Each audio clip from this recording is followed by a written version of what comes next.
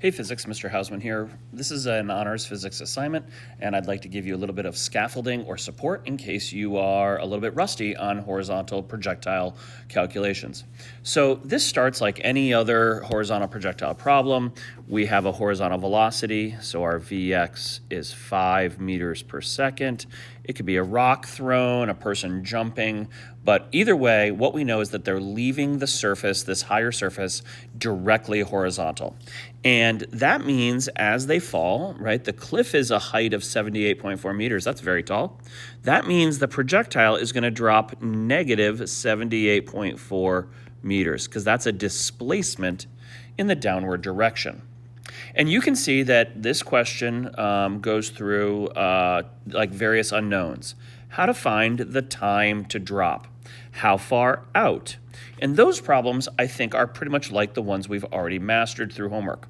What are the horizontal and vertical components of velocity when the stone hits the ground?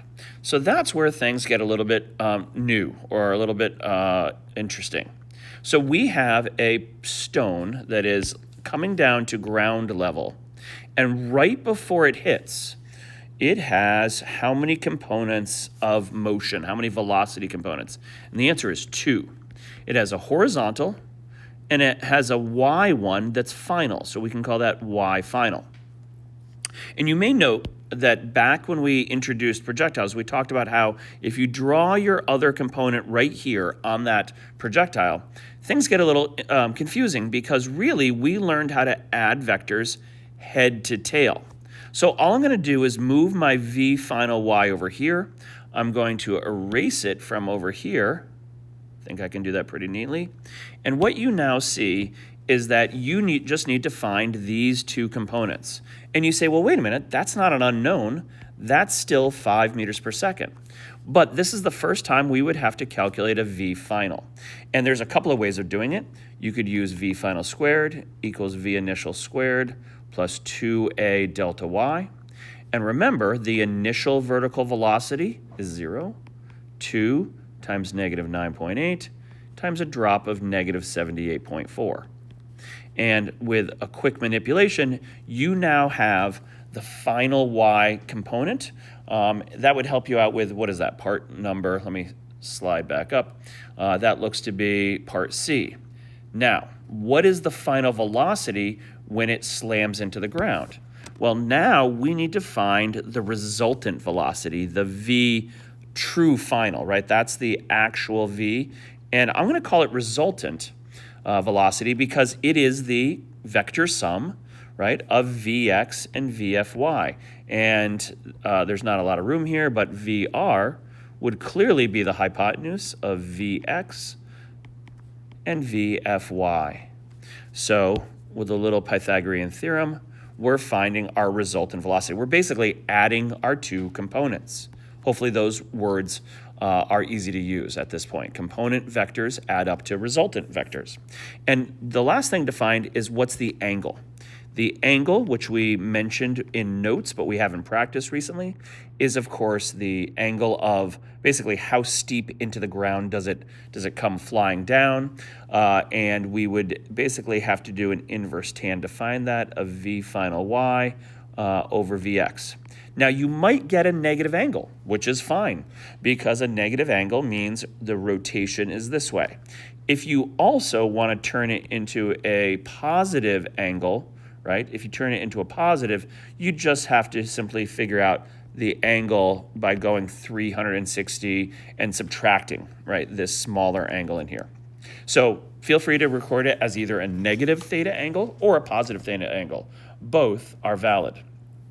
The next part, or the last two parts, are to talk about what would change in this problem. And notice there's a whole problem to do this because you should not have to do math again.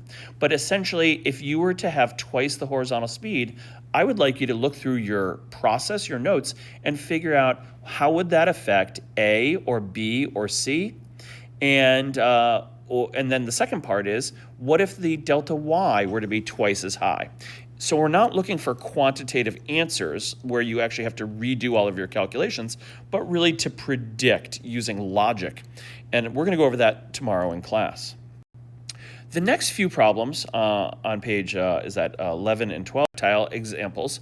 But one of the things that gets a little interesting, right, is that everyone knows that the projectile curves through the air, right, because it starts with a horizontal velocity, and we're finding the final velocity. That means the resultant velocity. So that's kind of like going straight to that part C or D above in the previous page. And we would have to find our two component vectors.